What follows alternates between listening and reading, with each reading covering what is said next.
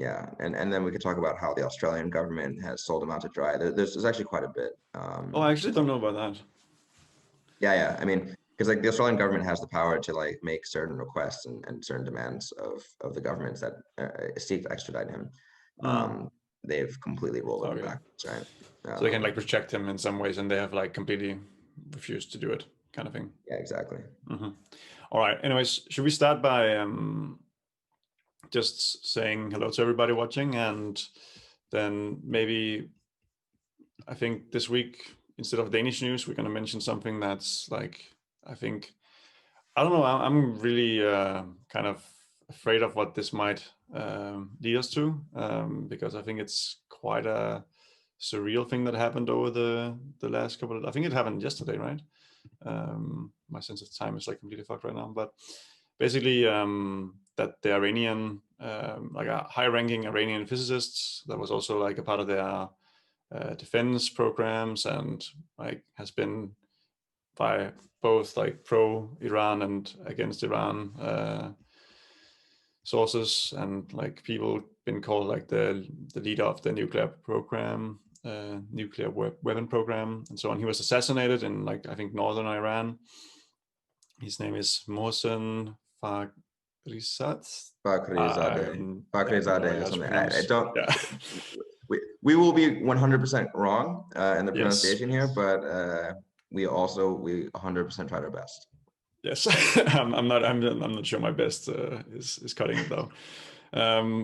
But either way, this is like really problematic and fucked up news, I think. And Iran has kind of gone on the offensive and said that it's Zionist, Israeli assassins who has kind of pushed this assassination. And yeah, I don't really know if we have a lot more information than that. It's he was shot down, I think, outside a hospital or in the suburbs or something. Yeah, I don't know exactly where it happened, but I remember his bodyguard was injured, and I think they tried to resuscitate him on the scene, but I think he died at the scene. So yeah, it's no, actually, or maybe at the hospital. Sorry, at the hospital, I believe. I don't know. Either way, it's going to be really interesting to see how it plays out, and this could become kind of ugly, and it's like it's becoming like a little bit of a scary trend. The assassinations of like Iranian generals and high-ranking like officials, considering Soleimani like for like a half year back now, almost, right? Yeah. Almost a year now. I think it was in January. Really? Wasn't it like in the summer? Maybe I'm wrong. No, Either it way. was like in January. Yeah, like, dude, time is a blur in Corona, the Corona world. Yeah, it really is. But yeah, so when it comes to this this current one, I mean, like, of course there's going to be like a formal investigation. There's a lot of finger pointing and whatnot, and we can obviously assess that there's more likely culprits. Like we can probably assume it wasn't the leader of the Houthis that did it, right? Like we can probably assume like we can rule out some people and put other people in the more likely suspects category. And but I think the problem is that Iran is, I think the government is already signaling that they're quite confident that this was an act by Israel.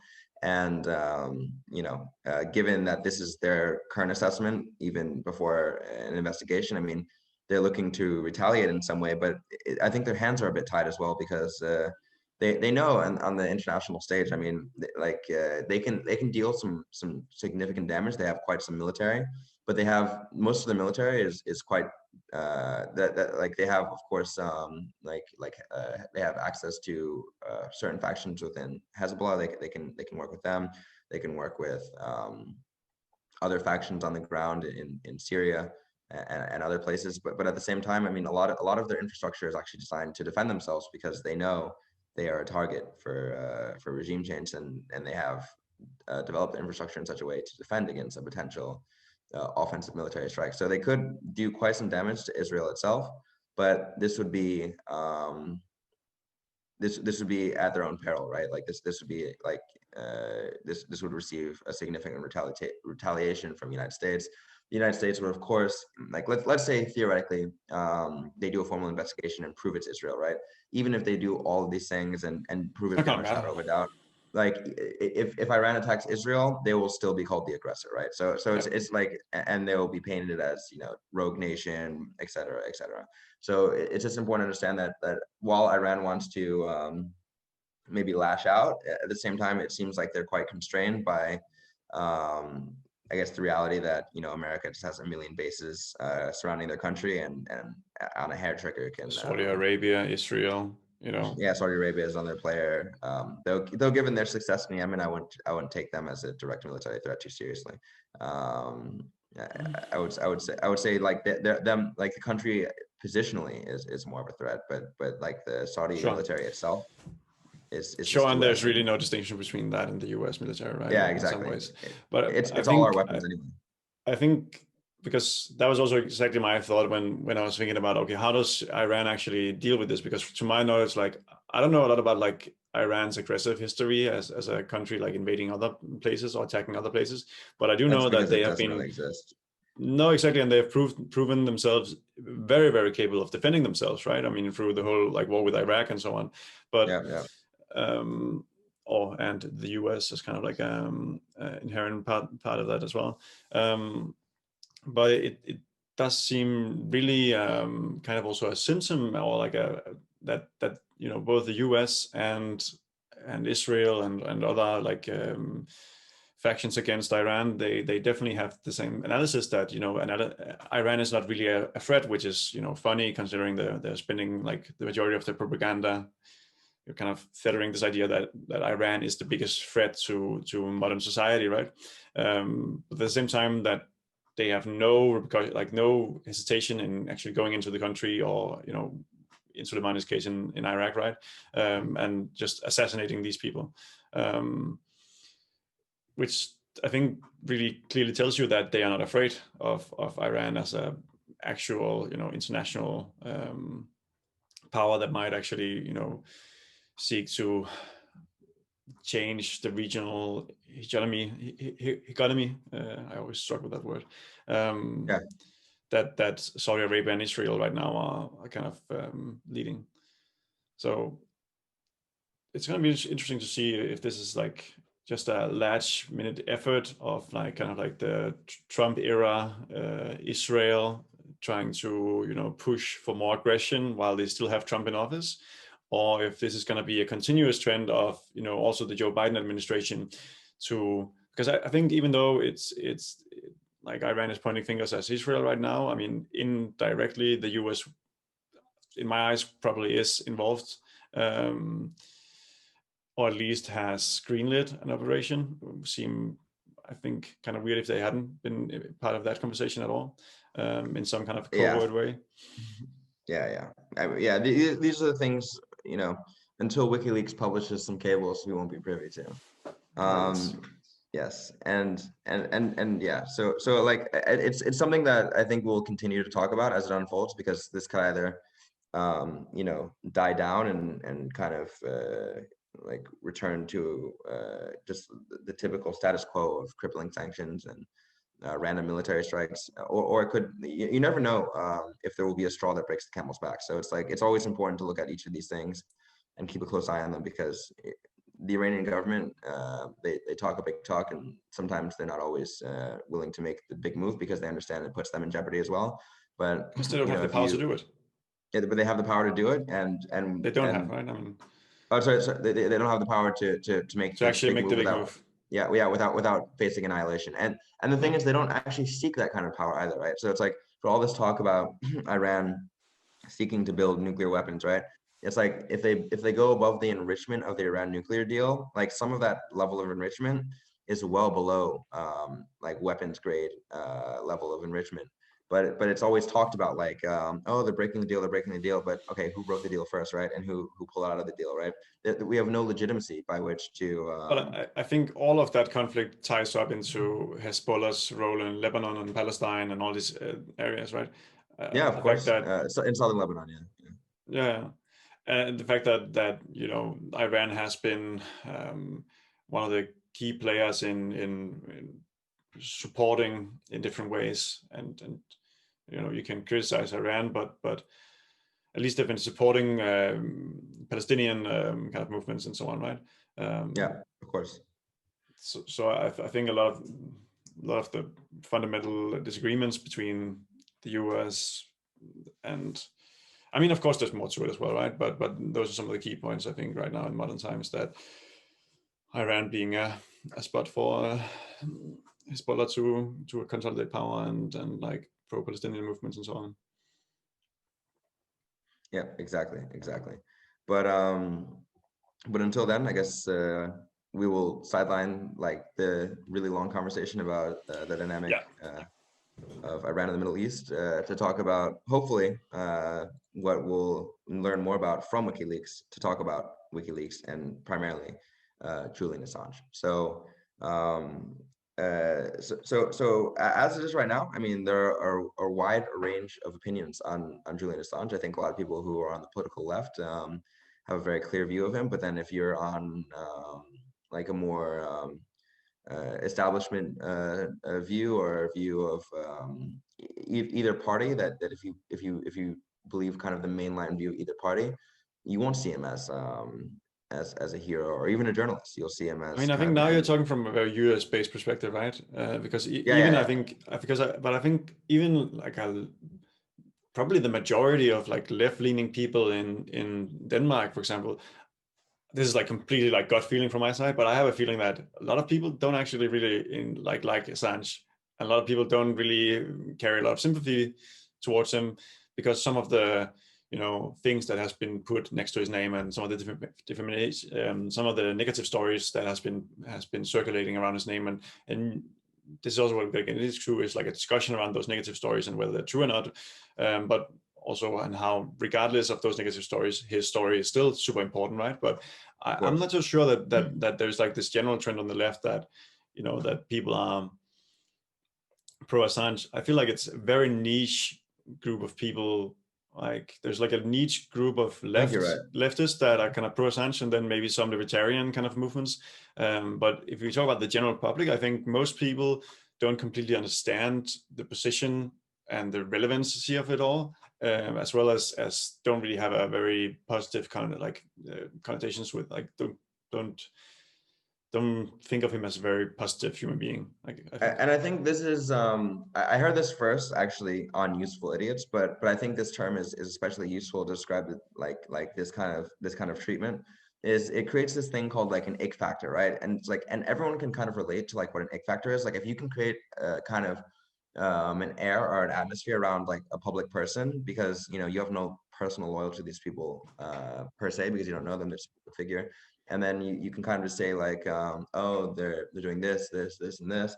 Then it makes you less inclined to understand what their story is, because if you hear like, okay, well, if it's kind of like, if there's smoke, there's fire kind of thing, right? So if 8 different types of accusations are being thrown around by 8 different people, and at 8 different times, then you think, okay, well, there's so much smoke here, there has to be fire, right? So it's anytime you search his name, you could read all this colored language, like even if it's talking about like the things that are quite objective about his career, like but like they'll say like, is he really a journalist kind of thing. So people will think like, okay, not only does he have like this rape accusations and other things, but then also, is he even a journalist, right? And it makes you less inclined to try to, you won't, first of all, you won't be defending this person, because why would you defend someone who might be a rapist and you don't even know if they're a journalist, right? Like you don't understand what their impact is, because that part of his story is erased on purpose, right? So I think it's just incumbent on us to kind of like understand this ick factor, and like this is kind of what we're going to try to kind of burst past, and we're going to try to give the actual account of his story, and also the story of some of the things that he has brought to light, and also the implications of what it means for the military industrial complex, and what it means for other exertions of state and non-state power, and also what it means for press freedom. Press freedom. Yes. Exactly. So I don't know if you want to kick it off, but I have quite some things to say about this. But if you want to, open up, feel free. No, I just think it's a very important point that you raise around this what did you call it? Ick Ick effect, factor. Yeah. ick factor. Yeah. Yeah. Whatever you want to call it. And I think it's kind of the same thing that I was trying to make the point with the minks last week, is that, you know, it's usually a lot easier to set precedents that, you know, asserts stronger governmental power, or, you know, is really pro big business, or whatever area you're talking about. If the defendant or the prosecuted person is not very sympathetic to the public eye, right? And, you know, it's an interesting process of how you go about making somebody that is difficult to sympathize with in the public arena, and how, you know, that both can be caused by, you know, some inherent qualities of that person or that phenomenon, but it also, you know, sometimes is actually like a targeted propaganda campaign against that person, I think, that then makes them, you know, easier to prosecute and easier to push through these kind of like moving the scale of what's okay and what's not okay in terms of power assertion. So I think that's also very clearly what's happened with Assange. And I think maybe a good place to start is like in 2009, 10, or maybe even a bit before, when, you know, should we even explain what WikiLeaks is? Because I think maybe that's also something that's... Just like it's not going to be a long explanation, but just to keep it in context of everything we're talking about. Yeah, it's good to do that. Yeah, go ahead. So WikiLeaks is this site that I think in some ways you can kind of think of it as a Wikipedia in some ways also, that, you know, it's kind of like this open source place where people can, you know, contribute with different stories, and they can basically, how would you say, they can send in leaks and then they will publish them. So it's kind of this independent publishing place that will publish all leaks by whistleblowers, right? Kind of a sort of a Wikipedia for whistleblowers.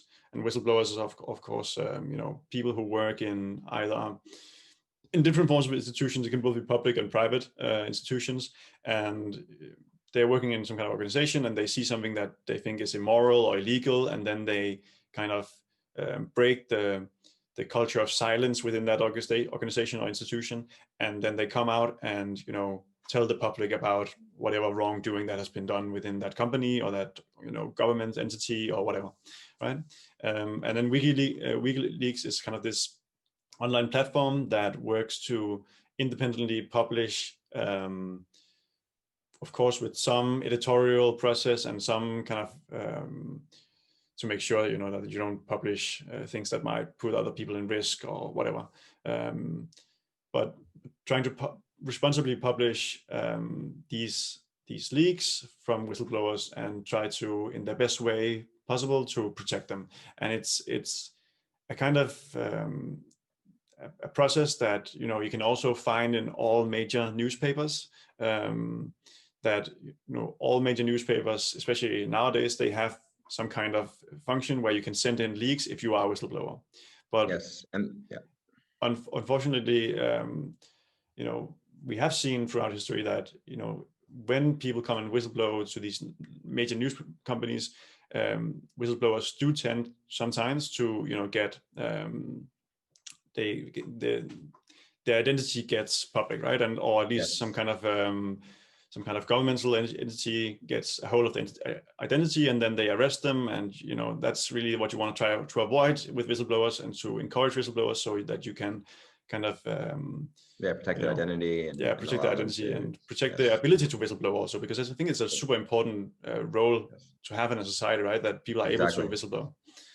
So that's where WikiLeaks, I think, has been, you know, really, really successful. And that's kind of like, for me, one of the key factors that have made WikiLeaks successful is that they have been able to protect, I think, 100% all of their, almost 100% sources, all of their sources, with maybe the exception of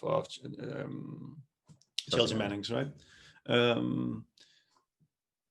So yeah, that's maybe a little bit about WikiLeaks. I don't know if you have anything to add. No, I think that's a good initial overview. I think just getting to the details will color in more of the lines. And when you talk about going back to kind of early on in the process of WikiLeaks, I mean, I mean, Julian Assange, even before he was around like even outside of his activity at WikiLeaks, I mean, he would go on the news and just say some of the most, outlandish things. And the problem for, the governments is that these outlandish things were true, right? So he would go on like mainstream British media and then just talk about, Operation Cyclone, which was, a multi-billion-dollar CIA program funneling weapons to the Mujahideen in Afghanistan, which, is a big part of the rise of Al Qaeda and ISIS, right? And he would just go on and brazenly say it, and he would talk about the CIA as a terrorist organization, and this kind of language is just is not acceptable to the national security state. So what happened as a result of a lot of these, not only his leaks but also just his rhetoric in the public and how he was disseminating the information, was that he became persona non grata, he became enemy number one. And when you not only are you whistleblowing and providing leaks, but when you're doing it successfully, you become the target on your back grows exponentially. And that was kind of the result of what happened to him. And there's a lot of miscoloration on kind of how he got to be where he is, like what actually do people want him for, like why is he a hot topic for the security state, why is he a hot topic for governments in the West. And it's also important to understand that, WikiLeaks has published things on the Russian government as well. So it's like it's not an actor that is subservient to Western interests per se. I mean, Assange, he's an Australian citizen. He comes from the West, so it's understandable to see why he would be most concerned with kind of exposing Western criminality. But it's an organization that takes whistleblowing from all parts of the world against all governments, and I think that's a really important lens to look at it through, because a lot of people think like, oh, Julian Assange wanted Trump to win and he is a Republican Party actor. It's like at the end of the day, if he releases only leaks against the Democratic Party, instead of attacking the person who releases these leaks, I mean, shouldn't we be attacking the party that is actually engaging in a lot of this corruption? And I think, so just maybe to give a bit of context to what you're saying, for those who maybe haven't followed us closely, I think what you're referring here is that I think in the summer, like very close to before the election, WikiLeaks was a part of releasing. Was it also the Clinton emails? But in general, like a lot of emails, damning documents showing corruption and misuse of power within the Democratic Party, right? Yes, these were the possessed emails there. Yeah. Yeah. And for a lot of people that, and this is kind of also, I think, a very, very key point in relation to Assange, right? Is that, and also I guess the point I tried to make earlier, that he is hated by the whole political spectrum in many, many cases. It's only these niche groups within, all of those areas that actually want to protect him, because he has kind of, or WikiLeaks has kind of, released damning information about most parts of the political spectrum and exactly. Most countries, regardless of what, global power structure or like kind of a group you belong to, right? Yes, and there's a lot of major institutions and organizations that have come out on the record defending Julian Assange. For example, I think that they're called the Committee to Protect Journalists, and they released a long piece talking about, because the DNC formally sued WikiLeaks in court for publishing leaked information, and they noted that doing like to raise this as a legal precedent in court is first of all an attack on the American Constitution, the principle of free press, and they cite a case actually where the Supreme Court precedent is actually already on the side of WikiLeaks, which notes that even if the sources themselves do something illegal to obtain information, for example, like in the case of Chelsea Manning, the publisher cannot be prosecuted for disseminating the information. That's why you have the case going the way it is, which we'll get into a little bit more later. But if for example, if they successfully did actually prosecute WikiLeaks, which just to get into a little bit of the implications on press freedom, the same reasoning could also be used to go after individuals that leaked the Panama Papers, the Paradise Papers, and these are recent. And this could also go back to Daniel Ellsberg and the Pentagon Papers. And any, then they could prosecute the New York Times, the BBC, like any major news New York Times, organization exactly. that works with Yes, whistleblowers, which is all of them, exactly. right? I mean, All all of of them. them could Yes, be then, exactly. and that's really the key issue around the Assange thing. And I think it's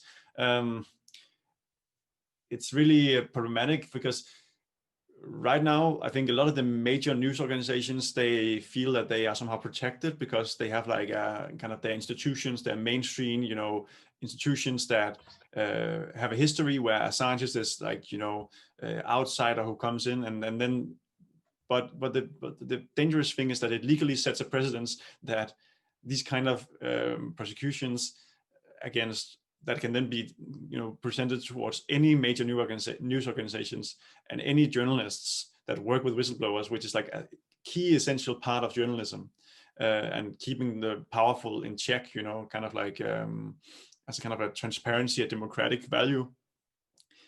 They are now open to attacks whenever, if and whenever they do something that might go against the current status quo. Exactly. And really, when it comes to whistleblowing, like whistleblowing isn't like a tattletale who just wants to mess with things and cause problems. Like it's like even if you're like the most staunch person who believes in laws and order being the way that it's set forth, which that's a whole different discussion. But just if you fully agree with that, then the role of whistleblowing is paramount, because I mean the what a whistleblower's function to do, as you've alluded to earlier, is really just to expose the problems within systems, and it's like, I mean, it's in public or private, and the goal is actually to see these systems working as they should and to actually be compliant with and these things could all of course be strengthened and bettered, but to be compliant with existing laws and regulations. And it's just to say that the reason why we have protections for whistleblowers and the reason why all these media organizations have detailed processes by which to assist whistleblowers to disseminate this information to them is so that like this kind of function can actually be, as you said, like very pervasive in society, because anytime something actually is going wrong, it's not only in the interest of the media to share this information, but it's truly in the interest of the public. Yeah, so yeah, and I think we can just re-emphasize, and I think this is a good thing that we do from the beginning. Like, why is this important to talk about? Why is Assange important to talk about? Why is Assange as a topic the thing that we both agreed on that we were going to spend, as soon as we were done with the US election, because it was so current and so on, that we were like, this is the first topic we need to talk about. It's because it's so essential to any kind of, idea that, that we, in any of these Western countries where Assange right now is presiding, have any form of democracy, then, the outcome of this case is going to be so, detrimental to deciding whether that is true or not. Because I think whistleblowing as a part of a democratic institution is just so essential that if you start having a precedence that you can prosecute anybody who just releases or publicizes leaked information, then you really question whether these countries actually function as democracies or not. And yeah, exactly. And especially, I think it's dangerous and interesting what happened in Sweden as well. If that is actually a big ploy to get him extradited to the US, then even a country like Sweden, which we ranks one of the highest in the world when it comes to democratic indexes and so on, could, I think it's very problematic to call that a democracy, or like it breaks all of these like very basic values and principles that we define ourselves with and we identify ourselves with as democratic countries, right? Which is, I think, why it makes this case super, super important, and why this case needs a lot more coverage than it's currently getting, because it's so detrimental for, I would say, Western democracy in this case. Yeah, to whatever extent. I mean, and it's just like, even if you say like Western democracies have all these flaws, which they do, like it's like we actually want to actually instill the spirit of this kind of like open society and like transparency, and like no matter what you view of our political systems, it's like it is in the interest of the public have a level of transparency so that they can see that their systems that they have put in place, that they've democratically agreed to, are actually working as they should. And if they're working as they should and the outcomes are bad, then the whole point of democracy is to change them. But then if they're not even working as they should, then it's a primary function to, at the very least, ensure that like that is actually taking place. And unfortunately, in recent years, there have been such extreme steps to prevent anything like this from actually materializing. And I think we can just I think it's really important to kind of like talk a little bit about some of the things that WikiLeaks has done to kind of bolster this kind of public knowledge, public information, and understanding of what the governments have been doing, both behind their backs and against their interests. So the biggest one that got WikiLeaks on the map was the YouTube video "Collateral Murder." It was a video of I believe an Apache helicopter gunning down a handful of people. Do you want to show it? Yeah, we'll get blacklisted if we show the video. I'm almost positive. I don't think it would be. I think we could link to it or something. Yeah, I think because I think the video itself is already blacklisted. But yeah, we can link to it. But then it's like this video, it showed two Reuters journalists being gunned down, and then when a van came to pick up the like, these were first responders that came to pick up the wounded and the dead, and this van actually had children in it, visibly. You could see children in the van, and then they opened fire on the first responders as well. And I believe when one of the soldiers, American soldiers, came to pick up like bodies, and you could see a tank driving over one of the adult bodies in the rubble of the gunfire. And then when one of the soldiers was picking up the kids and bringing them to, I guess, to receive medical treatment, they were like, "Oh yeah, you shouldn't have brought your kid out in the battlefield." It's like, this isn't a battlefield for them. This is where they live. You know, these are the people that live with them, and it's just important to understand that like what we call like a battlefield, who we call insurgents. I mean, these are just people living their lives, and like, of course, they have kids. They have, you know, and if a bomb is coming to your home, what's the difference to bring them out to try to rescue other people, right?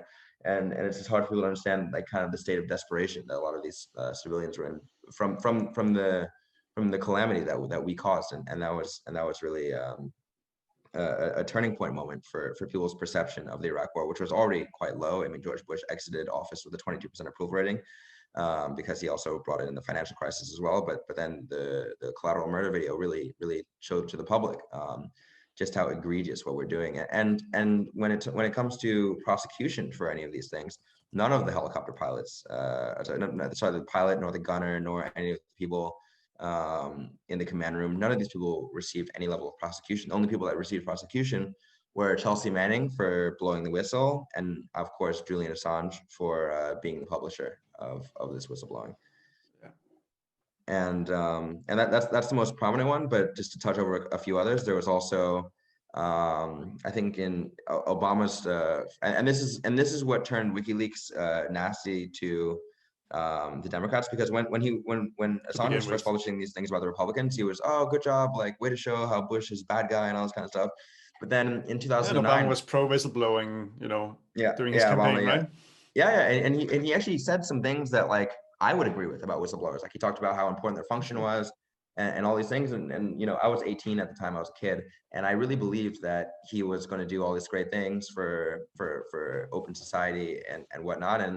And you know, couldn't be any further from the truth. I mean, he waged an epic war on whistleblowers, prosecuting more whistleblowers under the Espionage Act, I believe than all previous presidents combined. And isn't there something like he removed he had like a whole pro whistleblowing thing on his website and pro transparency, and then he removed it from his website after he was elected, which is just beautiful, you know. And that's really taking a stand for transparency. And another main element that WikiLeaks has also played a key role in is the transparency around Guantanamo Bay and the torture programs and all this kind of stuff as well, right? Yeah, exactly. And showing how a lot of the people who were, that's a whole nother kind of worms, but just how a lot of the people who, just to be very brief, a lot of the people who were, sitting in Guantanamo Bay, it was a result of, when we were fighting the Taliban in the Afghan war, what we would do is we would make deals with a lot of these warlords in Afghanistan. And just to get into a little brief detailing, some of these warlords were, this came directly from WikiLeaks. Some of these warlords were shown to have been having child sex slaves. So these guys were literally war criminals and pedophiles, and they were having child, like these dungeons with child sex slaves, and a few soldiers, American soldiers, they encountered this and they were horrified, they were disgusted, and they blew the whistle on it. And when they blew the whistle on it, they were actually dishonorably discharged from the military. So for exposing what the U.S. military was doing in relation to its relationships in Afghanistan, and these relationships, by any account, were disgusting, unsavory, and unconscionable. These people were punished for it, and he revealed those as well. And these kind of things, I mean, this is what it falls in the category of unacceptable to the security state. I mean, this is not allowed. And another example would be, I think Obama's first authorized strike on Yemen, I think in December 2009. Like drone They strike, used no, actually, I think the drone used cluster bombs, but I think they also used cruise missiles as well. But it was like an erroneous bomb that hit a village of like just poor Bedouins and killed over 40 of them. So it literally just killed a bunch of civilians. And then the Saudi-backed Hadi government tried to cover it up, claiming it was Houthi forces that were responsible. But the WikiLeaks cables very clearly showed that it was U.S. forces. And then they found missile parts that said General Dynamics and made in the United States. And then, this kind of thing, right?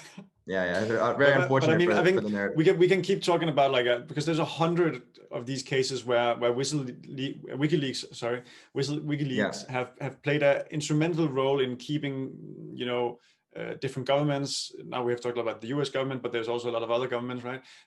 Been working to keep them accountable and actually, showcased horrid abuses of power, war crimes, illegal detentions, torture, all kind of like breaks of any kind of idea of human rights, right?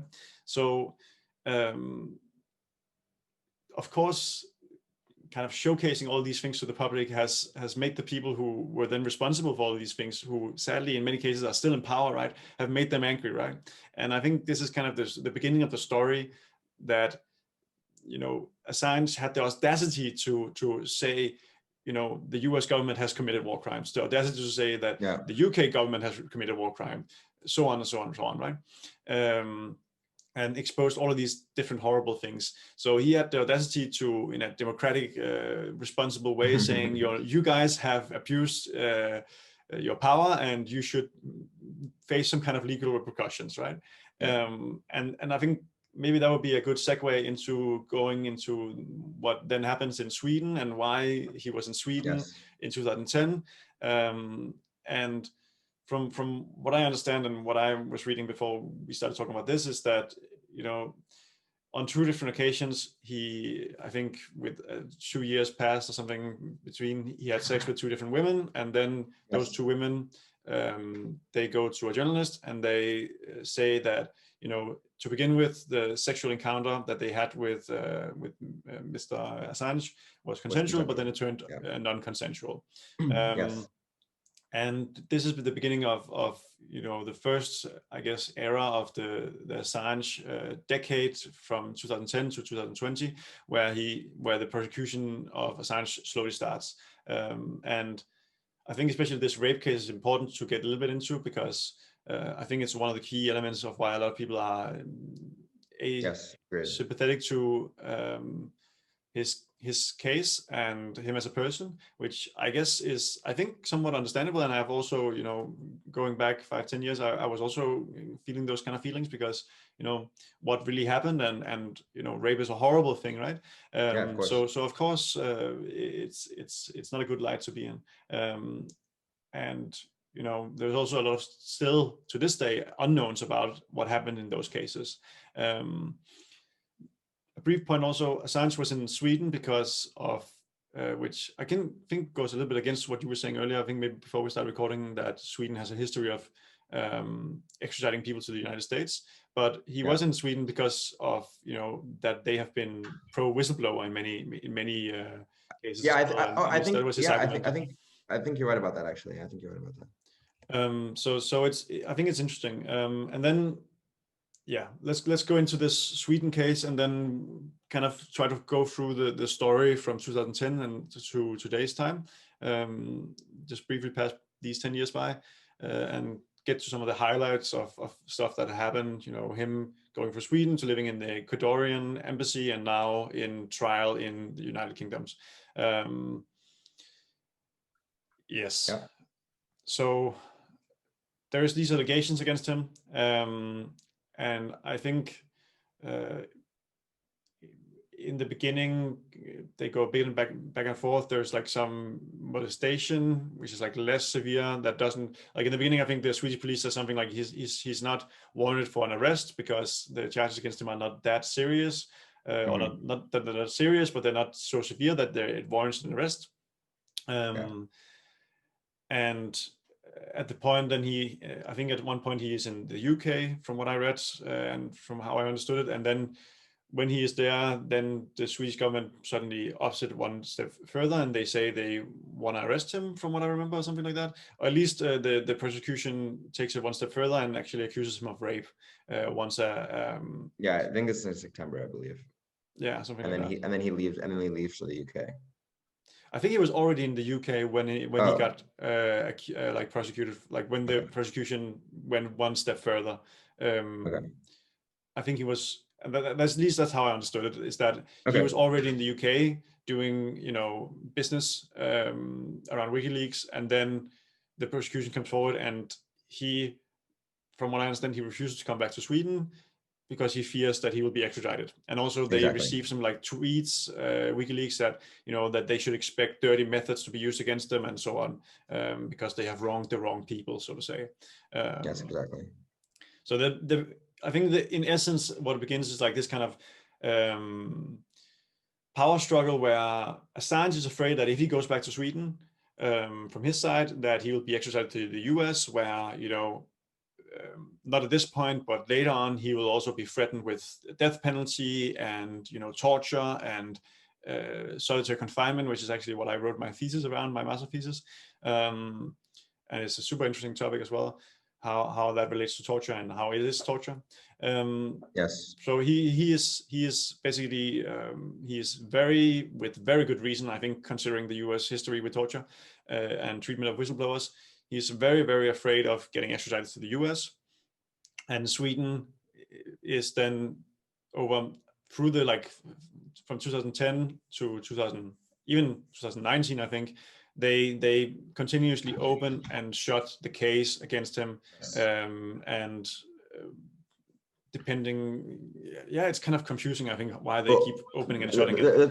The thing is, they never had a sufficient basis to prosecute him. So the only reason why this case wasn't thrown out of hand is specifically because of the extra legal motives that they had to extradite him to the United States. And I think that's a really important aspect to understand, because if it's just seen as the lens of a rape case, then it would be quite clear. Like, I mean, I think anyone with an interest in just protecting innocent people would say, okay, if this is a rape case, let them send trial for rape. That's it, right? And then this should be completely irrespective of anything to do with press freedoms and this kind of thing. But since it was never treated that way, and that's how you can kind of assume the case was spurious, was because, you know, Assange had always denied the specific allegations. I believe I think the specific allegations, at least with one of the women, maybe it was even with both, I can't remember what the second woman was, but one of the women, I believe it was like, yeah, exactly, like it was a sexual encounter that that turned non-consensual in the nature I think both of. of them were like that. Okay, they're the They were exact both same. Okay. consensual, and then they, for some reason or another, felt that it turned non-consensual during the Yeah. act. I believe it was like through the use or non-use of a condom. I think that's like they allege that he um declined to use a condom at some point during the sexual encounter without seeking consent, which of course is a very severe crime. But at the same time, the fact that this case never went anywhere. I mean, there's two ways to look at it, right? So we can of course talk about how legal systems have very significant issues in dealing with and prosecuting rape, and that's very Which is a true. very real thing, right? It's a very real thing, and to dismiss that would be, I think, irresponsible. But at the same time, because this case was spurious in its nature, like you don't have to look at Assange as like this person of like deep moral integrity. I mean, like this is not the relevant point in terms of like his personal life. Like because what we look to when we look at characters like this is we really look to understand what are the implications of what they're doing, right? And because this rape case was not handled with any degree of real seriousness and deference to the victims, it was just used as a political football to see if they could extradite him. I think a lot is lost in the ick factor of him potentially being a bad person, and then losing the plot on understanding like, okay, what are the actual implications from a societal perspective? What does this mean for future whistleblowers, or like what does this mean? Because I think this is where the case gets murky and difficult to understand for the public, right? Because there's a lot of nuances in that chain of thought and logic that you just presented, right, which I think is what we're going to try to illustrate today, right? That's going to be the key kind of takeaway for people, is that this is a nuanced case and it's not easy to understand. And at one hand, sure, even if we hypothetically say that all the charges against him of rape and so on are true, then that's horrible and he should be prosecuted for that. But then there is also another element, also another level to this story, which is one, press freedom and how whistleblowers are prosecuted, or people who publish whistleblowers are prosecuted, and the whole idea that he should be extradited to the US. And all of those factors should not be influenced by whether or not those allegations were correct or not correct, right?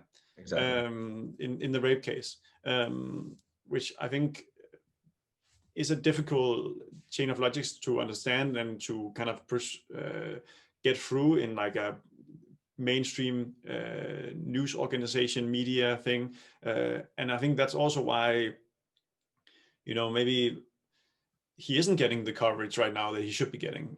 I think it's at least a part of the story. Yeah, I agree. I agree completely.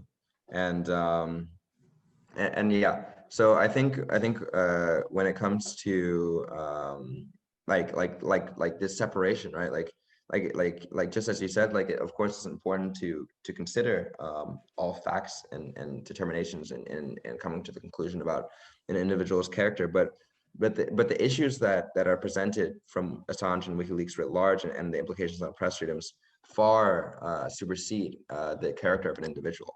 And was it Niels Metzger, I believe, was the UN Special Rapporteur on Torture in 2018, and he came to the conclusion that the treatment, or 2019, I believe, came to the conclusion that Julian Assange was experiencing torture, as you alluded to before, as a result of his treatment not only in the Ecuadorian embassy but also in Belmarsh prison, which ironically is a prison that's used to hold the worst of the worst. I mean, they had like a Jordanian cleric that incited a mass terrorist murder, right? This is in the UK, right? In the UK, Belmarsh prison. Yeah, it's I believe either the most or one of the most high security prisons that exists in the UK. And the reason why he's, of course, receiving this treatment, as we know, is to send a message to anyone who would ever consider blowing the whistle in the future, to understand that, like, look, you're next, right? Like, if you are at the very least, like this hell that he went through, this could be your hell too. And don't fuck with the powerful.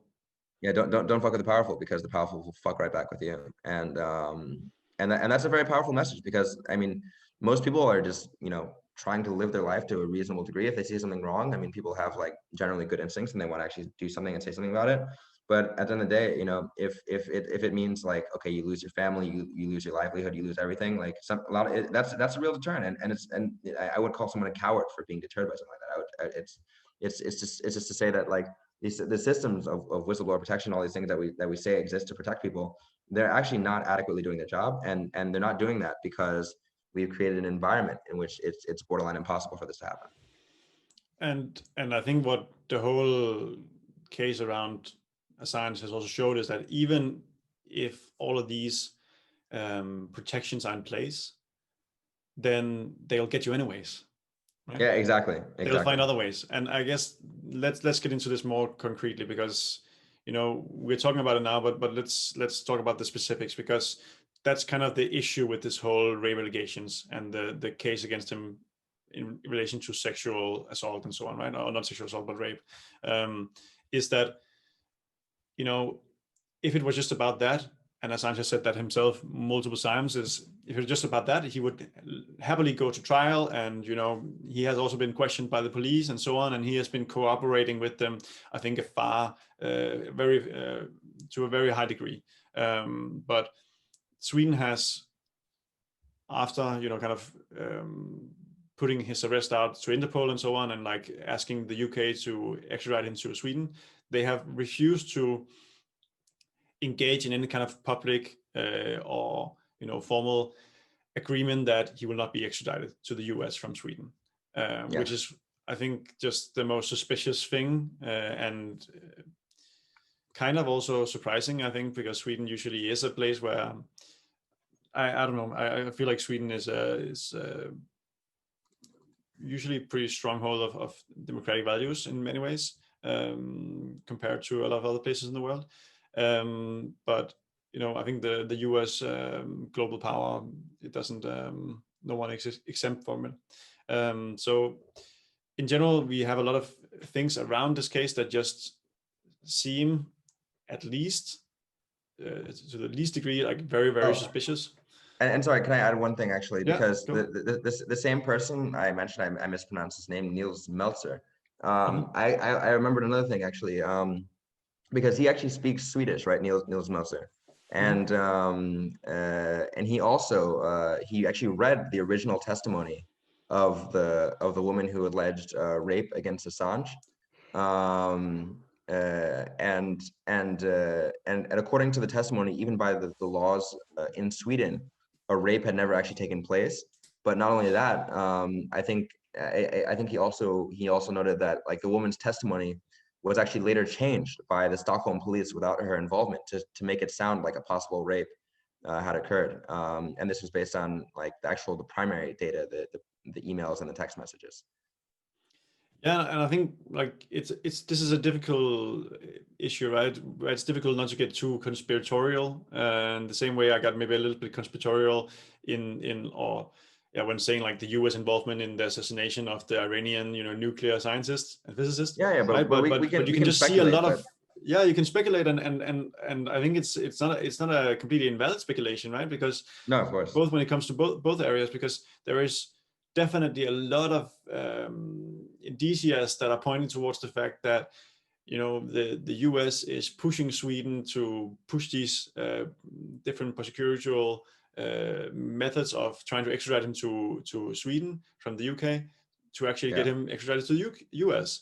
And now you're seeing the same exact things being kind of and now we're jumping a bit in the timeline, right? But same things being applied in the UK trial right now, where, you know, again, the focus is continuously on how can we actually get into the US, which is just how is that relevant?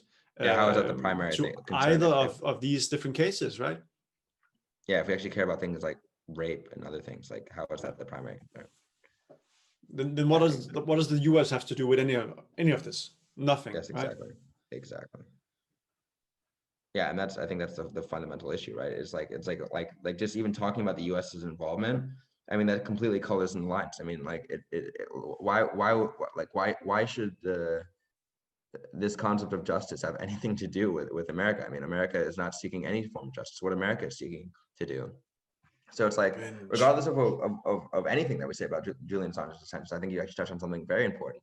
is that what are America's intentions? Americans' intentions are literally to what their claimed intentions, their stated intentions are to bring a hostile foreign actor to justice. But by every single account and by every single metric of what we call a journalist, he is a journalist, and the things that they're coming after him for are journalistic activity, legitimate journalistic activities, for example, publishing, right? And of course, you know, as we alluded to earlier, many journalistic bodies have actually acknowledged this as well. So the despite what the U.S. is saying, I mean, their primary directive is to come after a journalist for the crime of doing journalism, and from a U.S. perspective, it's as simple as that. I mean, they don't care about any of these other things, right? They don't care about a rapist, right? If they cared about a rapist, then they wouldn't have elected Joe Biden as president, right? Or Donald Trump, or Bill Clinton, or any of these other scumbags, right? So it's like, and I'm being a little bit facetious. I mean, of course, these are all alleged rapists, just to be clear. Well, But science is too, right? yeah, also alleged, right? But it's so it's just to say that like rape allegations in and of themselves are not at all deal breakers for the U.S. government. We'll put them to the highest And places. what other rape cases in Sweden does the U.S. government get involved with? Like what? Yeah, none, exactly. So this is far outside of their purview. This is not within their like actual general interest. I mean, it's very clear what the directive is, because they've also now we know for sure because they've laid out their indictment formally to the British government. So I think we should actually jump into that and talk about. Let's move forward. Let's about continue with the timeline, I think, because then he's in the UK, and you know he gets arrested by the police on what charges? Do you remember that? After, because well, he jumped bail, and that so for bail jumping, they put him in Belmarsh prison. Yeah, but let's go back, because he's not even in the embassy yet. Let's talk about how he gets to the embassy and stuff like that. No, wouldn't that make sense? Yeah. Okay. So the way he found himself in the Ecuadorian embassy is seeking asylum in the UK. The Ecuadorian embassy in the UK seeking asylum was a result of the actual rape allegations in Sweden, because Sweden wasn't willing to commit to a non-extradition. They said they were also not committing to an extradition, but they also said they're not going to commit to a non-extradition. So if you were in the shoes of someone who's saying, well, I don't know if I'm going to send you to the wolves to get eaten or not, we will, maybe we will, maybe we won't, right? Like we'll see how I feel. Yeah, well, so very, very legitimately, he sought and received asylum as a result of that, and then he while he was on bail, bail paid by his supporters, also, like yes, private exactly. individuals. Yeah, same way Chelsea Manning's, because she was being charged a fee while she was in prison for not withholding testimony on Julian Assange, also paid for by her supporters. But he was sentenced to 50 weeks in prison for fleeing to the Ecuadorian embassy in London while on bail in 2012. So so that was why he received the prison sentence. And for bail jumping, they put him in the prison associated with some of the worst criminals history has ever seen, right? But you also, I think you skipped the point that you wanted to talk about. You mentioned earlier the whole thing around the Ecuadorian shift in power, and how that. Oh yes.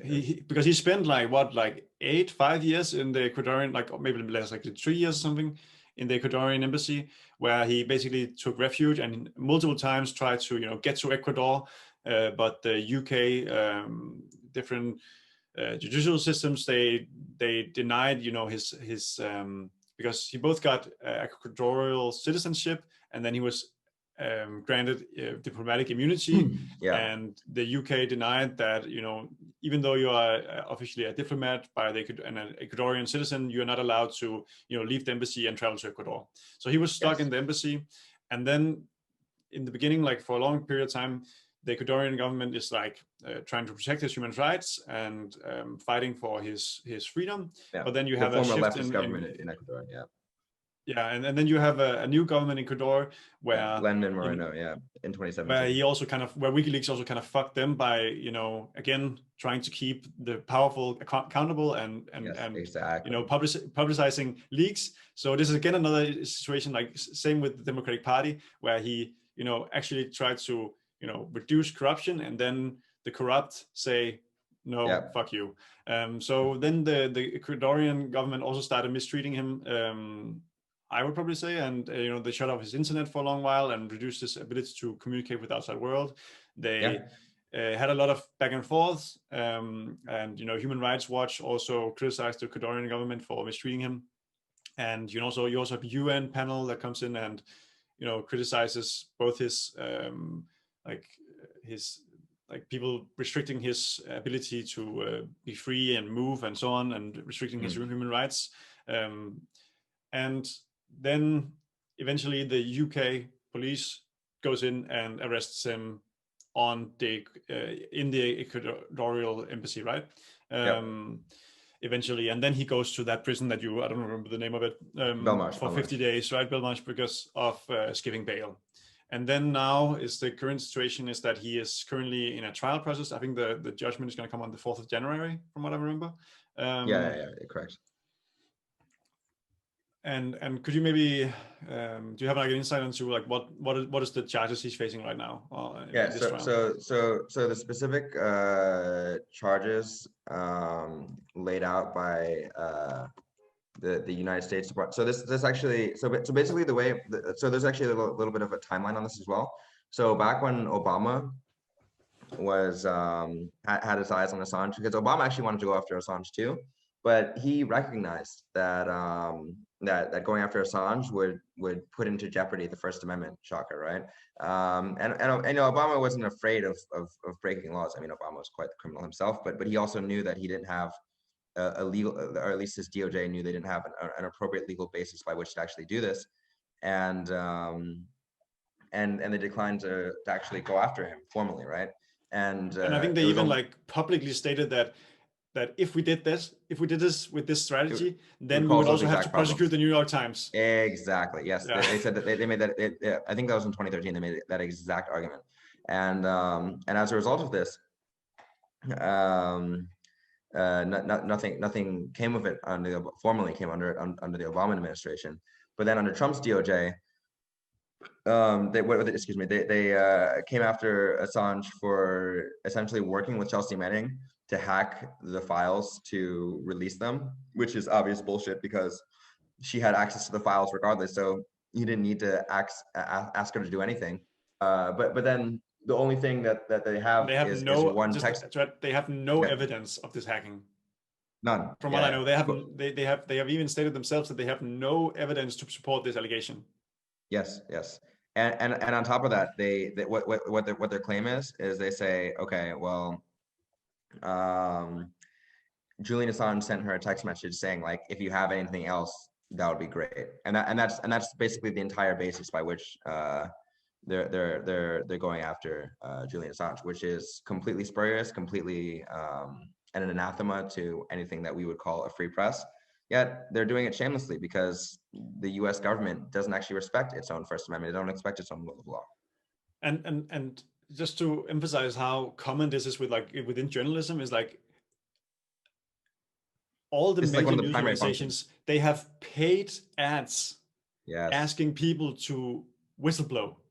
Like if you have some information that you think is showcasing illegal, activity within these and these organizations, like within like public or private organizations, then contact us through this secure drop point or whatever, right? I mean, exactly. This is like essential elements of investigative and actual useful journalism, and it's such a key element of how the media plays a role in keeping the democratic structure of a society, right? This is so essential, and this is what they're prosecuting him for, and this is why this case is so absurd and so fucked up and so necessary to get more attention and more people coming out for Assange.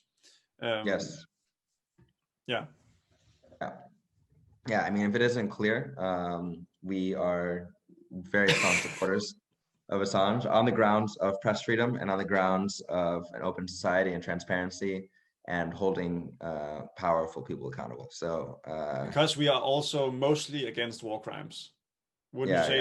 Is that a true provocative statement, or unless the war crimes look like they really give us a lot of money, then us, but when I say us, I mean like CEOs and executives of large multinational corporations that will then use the money frivolously to buy themselves luxury goods. Then yes, then yes, Yeah. But So, if it so ever hurts those mostly against guys, war crimes. but if it ever hurts those guys, if it even touches a penny or a hair on their head, I would not want to see it happen. No, that's true. Yeah, yeah. I agree. Do you have anything else, or do you want to maybe wrap it up, or what do you think? Yeah, I think we've covered most of it. I think maybe we can just. I mean, I know there's a lot of details around how he's been treated in court, and I also loosely heard just as preparation while I was like having breakfast. Was listening to a guy talking about how they have the judges who are working with him in the UK trial, or who are judging him in the UK trial. Like the main judge had then, in regards to this extradition part of the trial, the main judge had recused herself for some reason. Yeah, I didn't quite understand.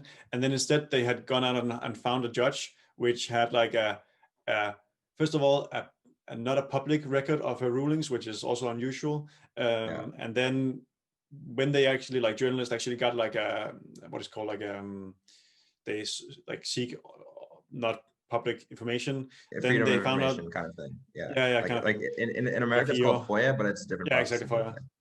Yeah, it was in the UK. I don't know what it's called, but basically they got her record as a prosecutor and as a judge, no, as a judge, sorry. Yeah. And her record was like some, like she had like a long history of like in 90% of the cases, like 96, extraditing 96. people. 96 sending people to, like extraditing people to Turkey and other countries that are kind of questionable. And it's really we really need some WikiLeaks about some of these, like some of the processes that go into these decisions. And that's again, like I really want to be in the I really want to be like a fly on the wall in some of these cases, because that's the amazing ability of like WikiLeaks, right? Is actually getting some of this super corrupt, seemingly or very likely super corrupt, or previous cases where it actually has been shown to be super corrupt cases, where abuse of power just plays such an essential role in deciding the outcome of cases or of certain situations. And we as a public have no way to actually keep them accountable, because we never even are told about these things. You can't how hold we people would to ever account. know about these war crimes or these abuse of power or torture programs if people hadn't whistleblowed, and if there wasn't institutions or organizations that would facilitate these whistleblowers and publish their information. But that is the exact function of what the governments seek out to do. They want to stop it at that point where you have no opportunity to actually know what it is, because then you can never be angry about something you've never even heard of, right? Like I can't be angry about all the evil actions of the Danish government that I don't know are being done, right? Like you can't know what you don't know. And of course you can always ask questions and look, but if there's no one giving you any answers, you can't just run around making stuff up. And unfortunately, this is the political landscape that we're in. There's an increasing climate of fear and uncertainty by which to engage in these things. And I think when it comes to the time of the decision of the hearing, I think we should actually do another segment on Julian Assange, because you can't cover him enough. And I think we should go into like even from more recently the entirety of the details of the trial and kind of where we are now and the testimonies and stuff. I mean, maybe just a last comment. Let's see if I can remember it, but no, I forgot, I think. But I had one more thing I wanted to mention. Yeah, I think one argument that sometimes is used against like a third party independent unit like WikiLeaks that then publish the whistleblowers is that some government officials will say, this is wrong because there are official guidelines and rules on how whistleblowers can enact their whistleblowing. So they can, they can come to the people that they are actually trying to whistleblow out, or like they're trying to, make accountable, and then they can tell them that they are whistleblowing. So like there's like these internal systems within, like for example, the US government. Of course. This is the case I was talking about, like where I heard about this, where there are systems within the NSA or all true, or Defense Department and so on, where you can whistleblow, but then you're just feeding into the thing that you're trying to whistleblow. So it's so absurd that a democratic, and we already kind of denounced the US as a democratic state, right? But as someone's quote unquote democratic state would not emphasize the importance of these independent third party organizations as essential for a democratic institution. It's just it's ridiculous, really. Anyways, I think we covered most of what we want to talk about. So do you have any closing comments, my dear Jared?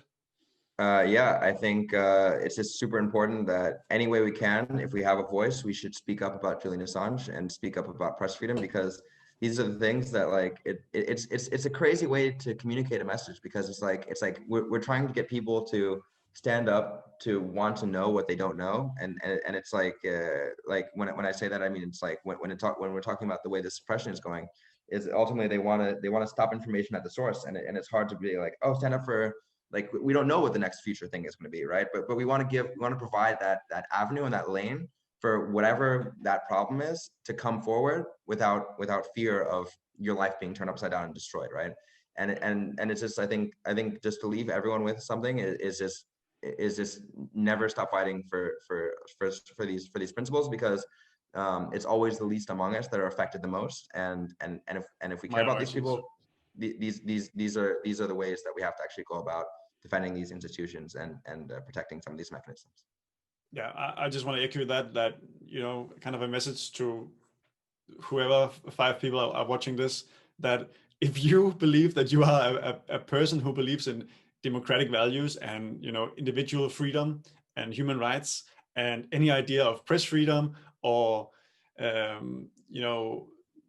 against war crimes or any other like abuse of power, dictatorships, if you actually value those principles, then it is so essential that you also, as you said, Jared, like, use your voice to raise awareness, talk with your friends, talk with your families about these values, and mention how, this current case of Assange is just showcasing the exact opposite values are so strongly infiltrating a lot of the most powerful governments in the world, like the UK government, in some cases the Swedish government, and definitely the US government, right?